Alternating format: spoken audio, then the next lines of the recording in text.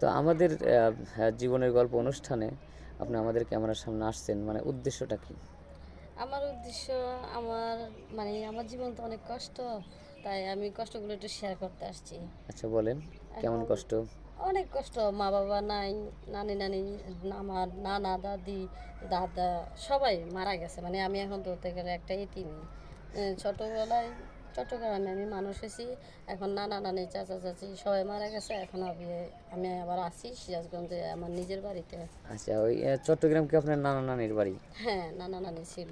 তো আপনি কেন নানা নানির বাড়িতে গেলেন? আমার আম্মু ছোটবেলা মারা গেছে, তাই আমার বাবা নানা মারা নানির গেছে কাছে না? দিয়ে গেছিল। জি, বাবা মারা গেছে। বাবা মারা গেছে, সবাই মারা গেছে। তখন নানা নানির কাছে থাকেন, জি, এখন বড় হয়ে গেছে, তারা মারা গেছে, এখন আছেন আবার সিরাজগঞ্জ আপনার চাচা চাচির কাছে, এই তো? জি, দর্শকবিন্দুকে ক্লিয়ার করে বলতে হবে, মানে আসলে প্রত্যেকটি মানুষের জীবনে কিন্তু কষ্ট থাকে, কিন্তু কষ্ট আছে বিলেই, মানে কষ্ট আছে বিধায় যে মানে নার্ভাস হওয়া যাবে তা না। সাহসী হতে হবে, স্ট্রং হতে হবে, যুদ্ধ করতে হবে, জীবন মানেই যুদ্ধ। বুঝতে পারছেন আপনি? জি, বুঝছি। তো যাই হোক, আমি আরও প্রশ্ন করি, আপনার বয়স কত? এই তো 24 হয়েছে। 24 হয়েছে, বিয়ে শাদী করেন নাই? না, আমার এখনো বিয়ে হয়নি। আপনি তো দেখতে সুন্দর, অনেক সুন্দর, মাশাল্লাহ, অনেক রূপসী, মানে পরীর মতো দেখতে। তাহলে 24 বছর বয়সে আপনার বিয়ে হলো না কেন?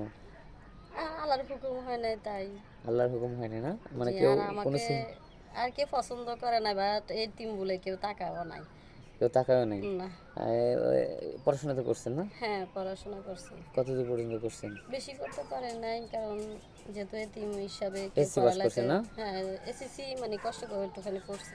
আচ্ছা, এসসি পর্যন্ত পড়ছেন, এটা নানা নানি পড়াইছে না? হ্যাঁ, ওনারাই করেছে। আচ্ছা, আমি আপনার আগে বললাম কেন, কারণ আমি তো ধরেন সব কিছু শুনছি, কারণ আপনি আসার হ্যাঁ, আগে তো আপনাদের এলাকার অনেকে বিয়ে দিছি, তো আমরা যখন কাউকে প্রতিবেদন করি, এখন অনেক মানুষ প্রতারিত হচ্ছে, তো এই জন্য সব খবর নিতে হয়, হ্যাঁ, জি। এই জন্য বলে ফেললাম। যাই হোক, তো এখন কেমন ছেলে চাচ্ছেন আপনার লাইফ পার্টনার হিসেবে?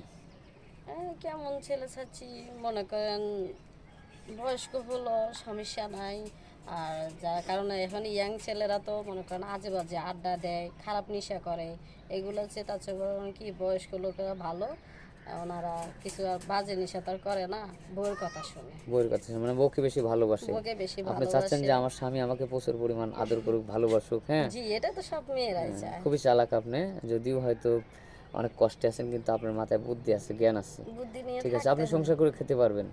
তো যদি 40-45 বছরের কোনো মানে আধা বৃদ্ধ লোক যদি আপনাকে মানে পছন্দ করে বা বিয়ে করতে চায়, তার অঢাল সম্পত্তি আছে, তাহলে কি আপনি বিয়ে করবেন? হ্যাঁ, সমস্যা নাই, বলবো। বিয়ে কি করবেন শুধু সম্পত্তির জন্য, না না আসলে না, সম্পত্তি করবো। সংসার করার জন্য? হ্যাঁ, সম্পত্তি করার জন্য না, ওনার সেবা যত্ন করব, কারণ আমি তো আর কয়দিনে বাঁচবার, উনি বা কয়দিন বাঁচবো, উনি আমাকে দোয়া করবো, আপনি তো ওনার এখনো সেবা যত্ন বয়সও হয়ে এখনো মরার চিন্তা করতেছেন, তো আমার। মরা বাঁচা তো আল্লাহর হাতে, তাই না? জি। তো যাই হোক, আমরা আর স্কিপ বাড়াবো না, আমরা এই পর্যন্ত শেষ করছি। সুপ্রিয় দর্শক, পরবর্তী অনুষ্ঠানে ইনশাল্লাহ সব কিছু বলবো। ভালো থাকবেন, সুস্থ, আল্লাহ হাফেজ।